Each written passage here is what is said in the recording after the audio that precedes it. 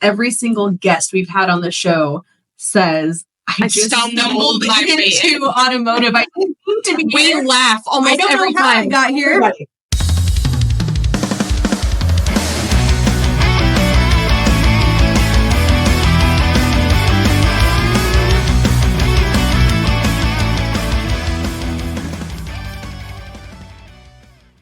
Hello and welcome back, everybody. We are the Chicks in Charge. My name is Jess. I'm Shasta. And we are so excited to bring our newest guest to you, the one and only Kerri Wise, CMO at AutoFi, and I think president of WOCAN? Yes. Right? All right. Awesome. Hi, Kerri. How are you doing today? I'm good. Thanks for having me. I'm excited to be here.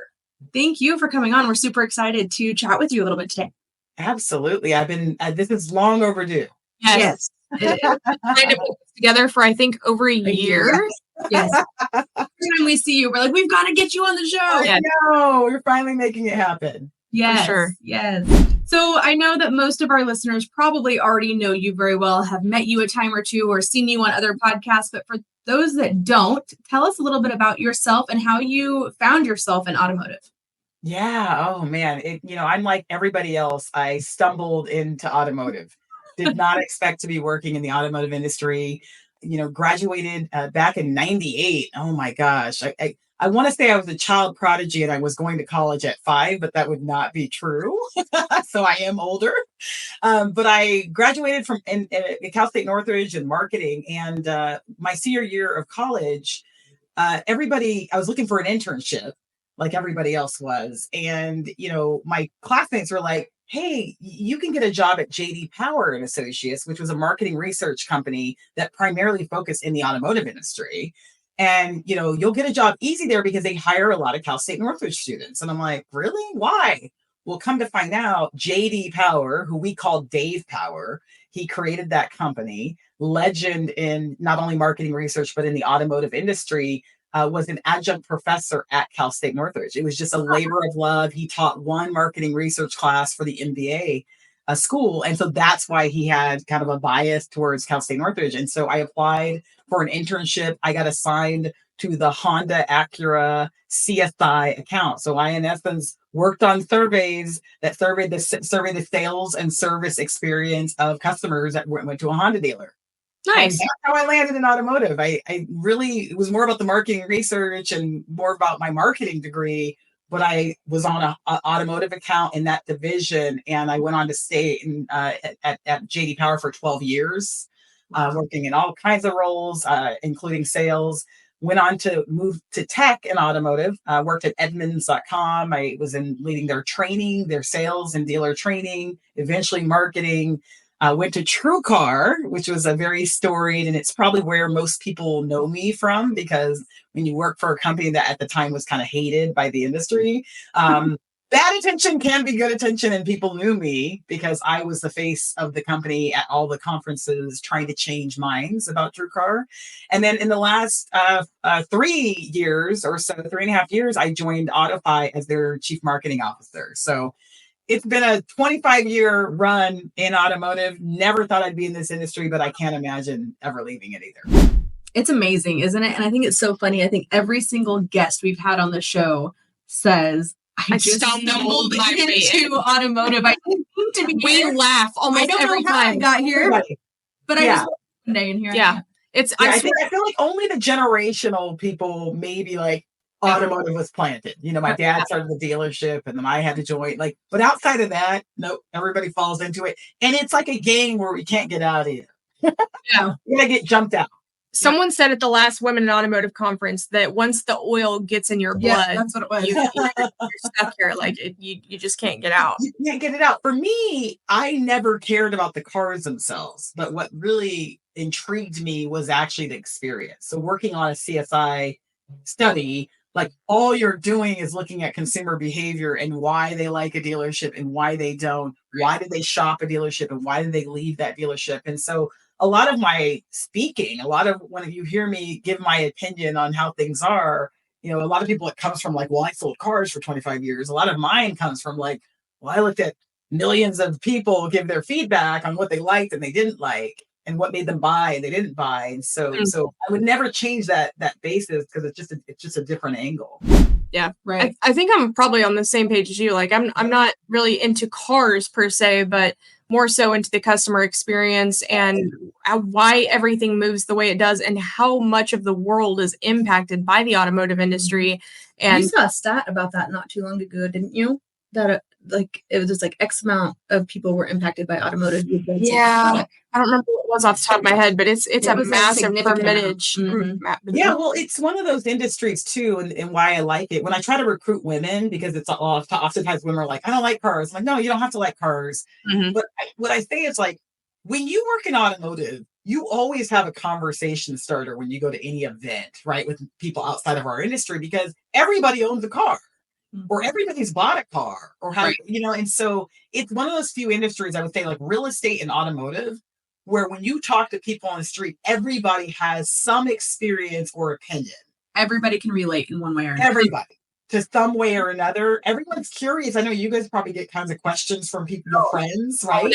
Oh, I'm looking to buy a car. Can you help me? Yes. Who should I go to?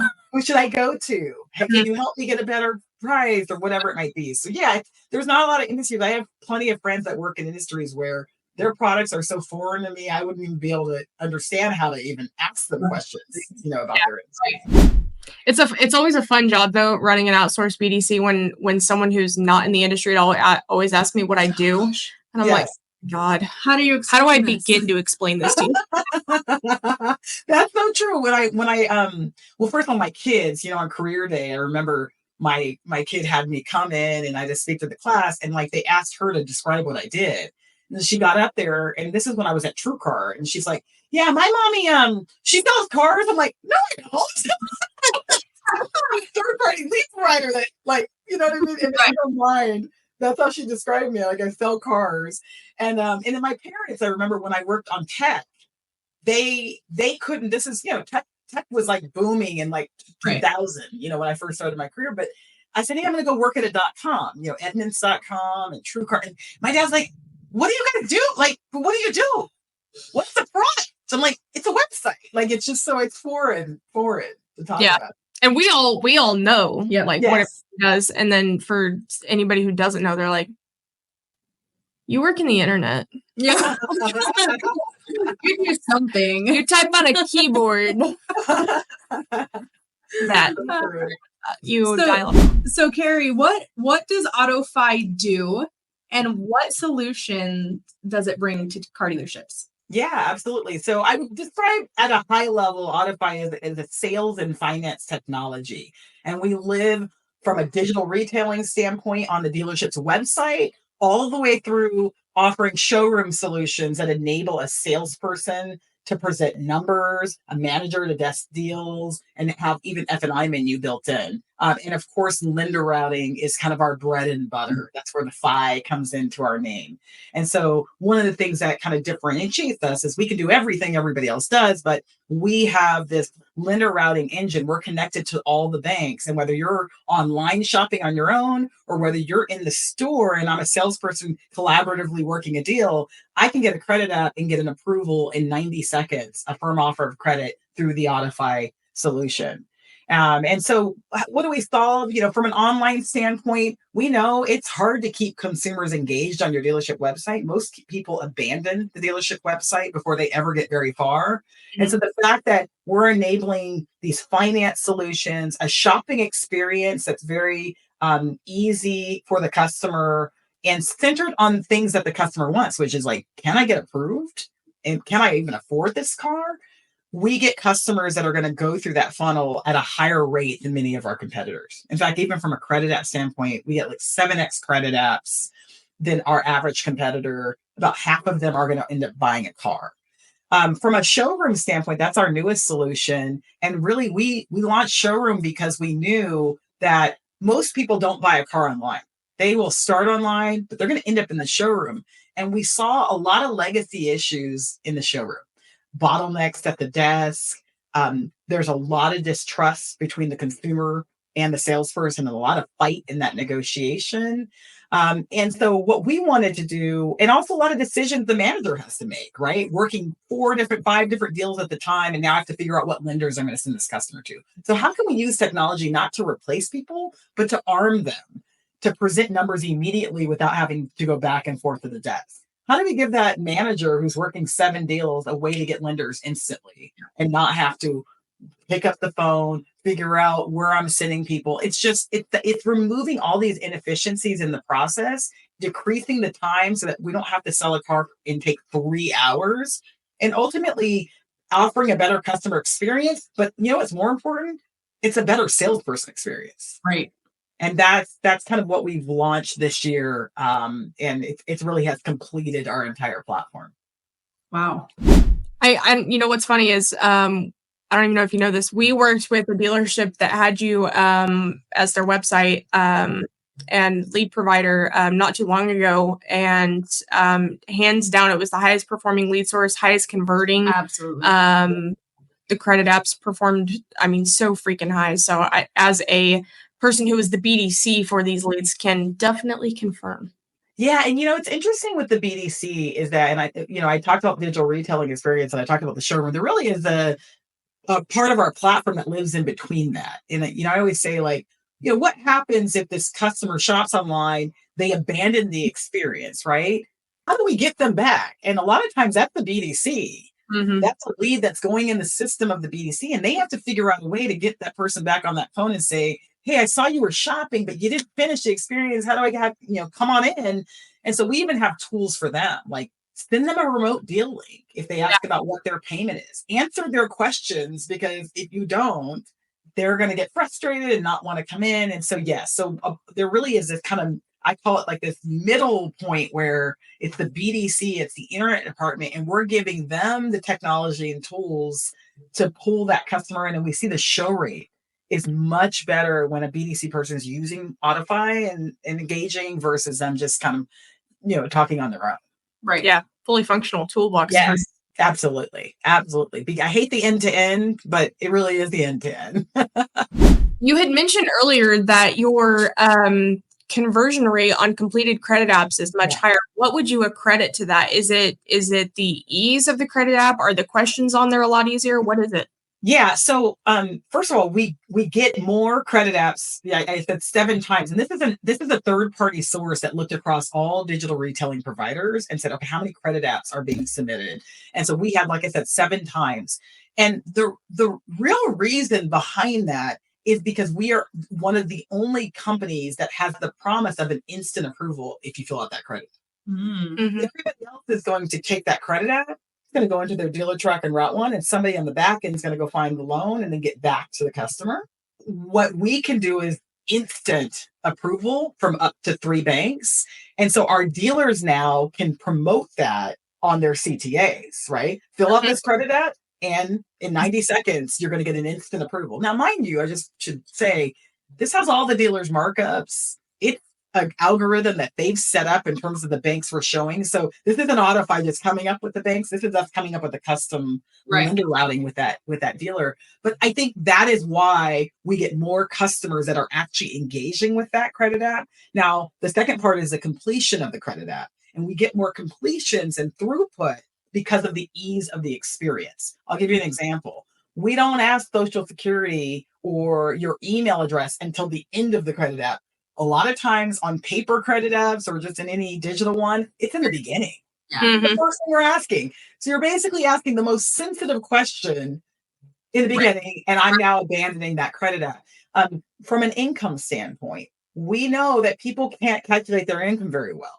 Yep. So instead, we make it really easy. Tell us how you're paid. Are you paid hourly, bi-monthly, monthly? Tell me how much you make. Tell me how many hours you work, and then we'll calculate that payment. And so we know, and the last part is that because we work directly with all of the banks, we understand what that bank's going to need in order to approve it. In other words, this credit app has to be in this format. These questions have to be answered. And we tend to get a very high approval rate. If you look at our approval rate, it's about a 77% approval rate.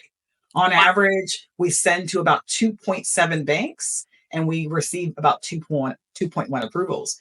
that approval rate is better than when a dealer does it themselves manually.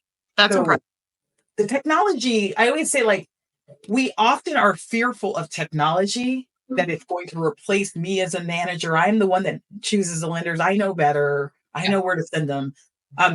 Oftentimes what we see is that in real time, it's hard to keep track of every bank, every policy, and how it changes each month.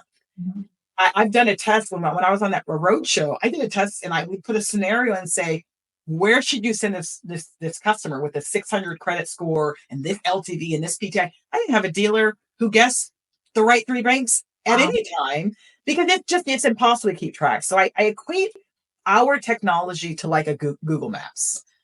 I go to my kids' soccer practice 3 days a week. We're at the field for games. I know the route to get to her practice, but I live in Southern California where traffic is high. I pull up Google Maps every single time I get in the car. Why am I pulling up Google Maps? Well, why do you guys think I'm pulling up?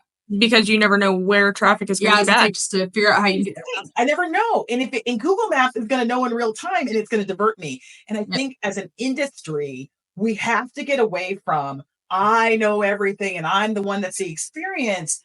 That's true.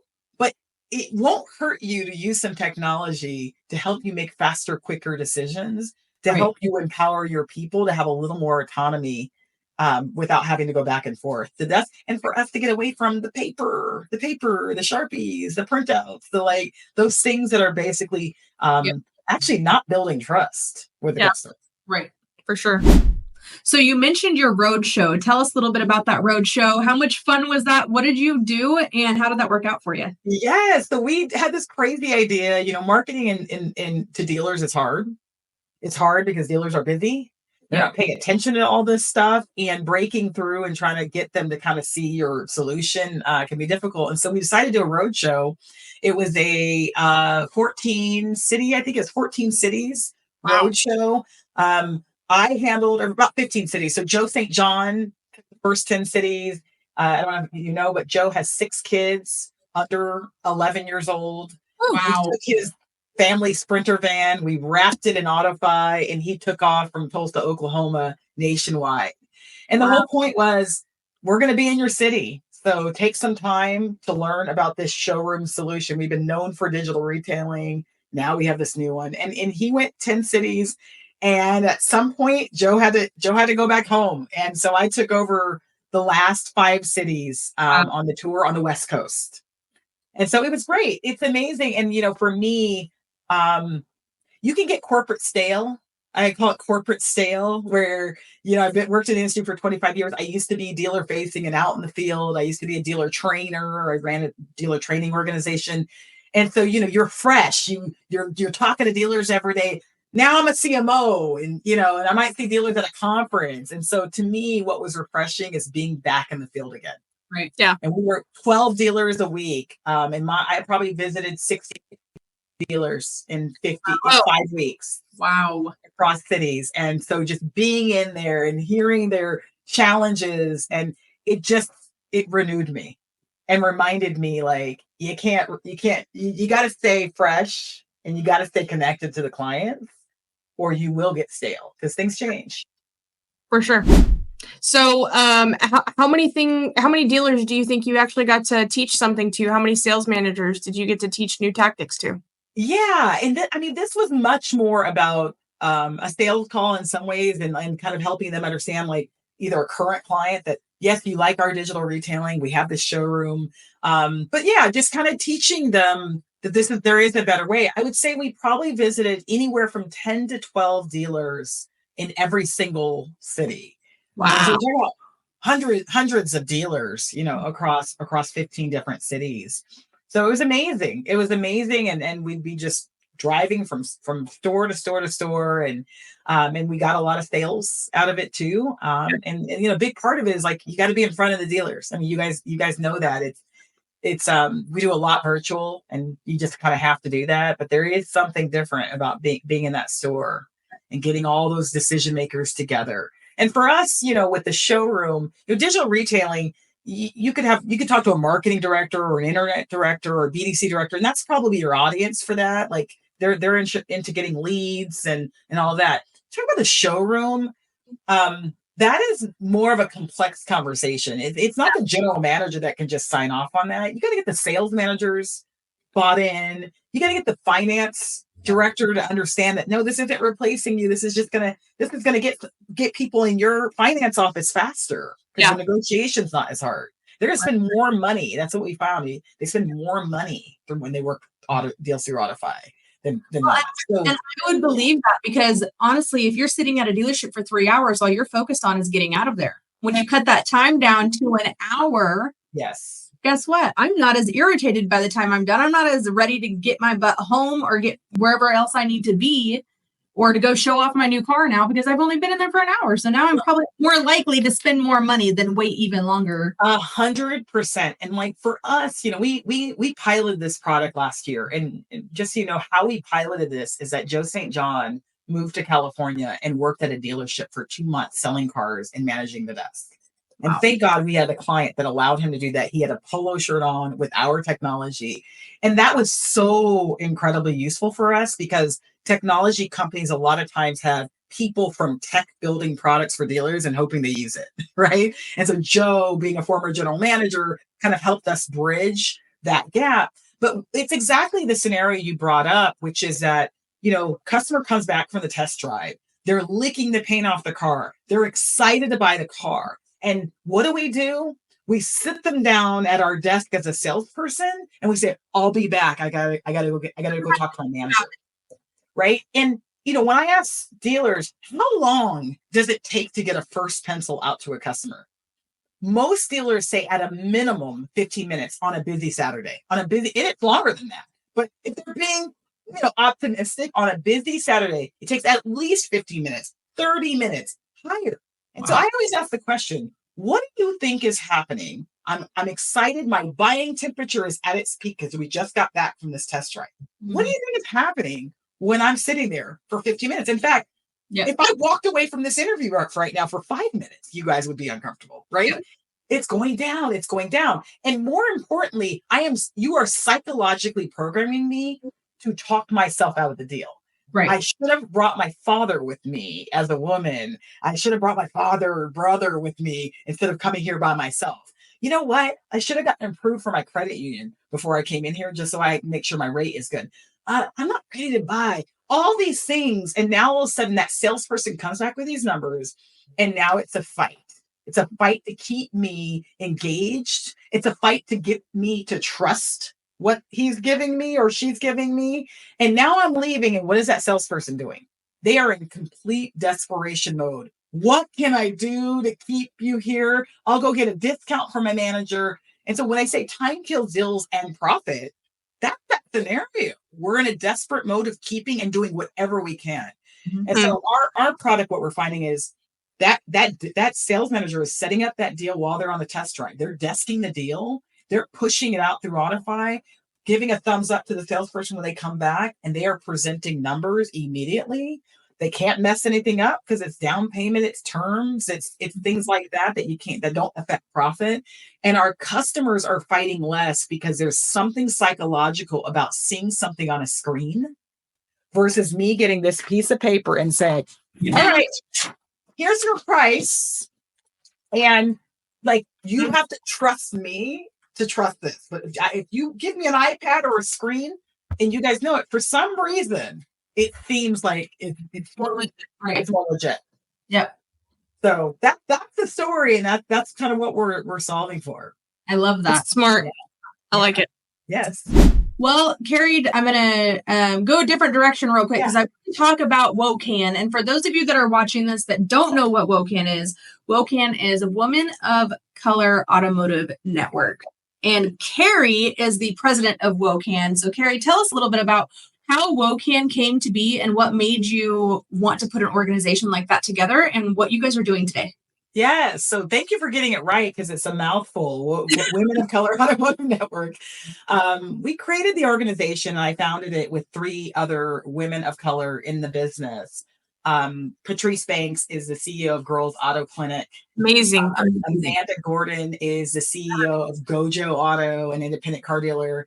And Erica Wells is the general manager, right, of Walzer. And so these are some badass women in our business. And I think, one of the things that came about in 2020 is that gender had always been important to me. I was a part of organizations like Women in Automotive. I was one of the original members and board members of Women in Automotive back in 2015. I was in other, women's groups, and that was kind of at the forefront of kind of what I connected with in the automotive industry. In 2020, things changed because as women of color, not only do we have the woman thing, but race is still a prominent, challenge at times. And it became more important in 2020 with George Floyd. The conversation was just being had in the workplace, in the industry. We were talking about it more. And we felt like there was a little bit of gap in a lot of diversity-oriented programs. From a woman's side, there were women's groups and there were ERGs within companies that focused on women, but they weren't always diverse from a race standpoint.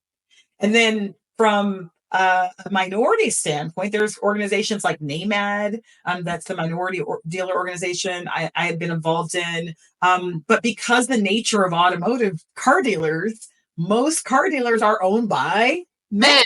Yep. So we felt like as women of color, we actually kind of just fall through the cracks. Like there's not any of those organizations where we're going to see a lot of ourselves. And that's why we started WOCAN. We thought that there would be maybe 20 members because truthfully, in all of my time in the industry in 20 something years, I had never been on a stage with someone who looked like me. I'd never spoken at a conference. I'd never seen myself. Maybe I might see one woman in the audience at a conference that looks like me. And so I just didn't think we existed, but I was wrong. We're at 1,000 members today. And, monthly webinars with amazing speakers to give inspiration. We have scholarships. We have an annual event now with 120 members. And it's inspiring to meet other women. I had never met a Black woman who owned an auto repair shop. I didn't know that even existed, really. And so if you see it, you can be it. That statement is so very true. When you see someone who you can relate to, who maybe has the same story or background, and they're doing certain things, even the C-suite like me, you start to go, you know what? This is possible.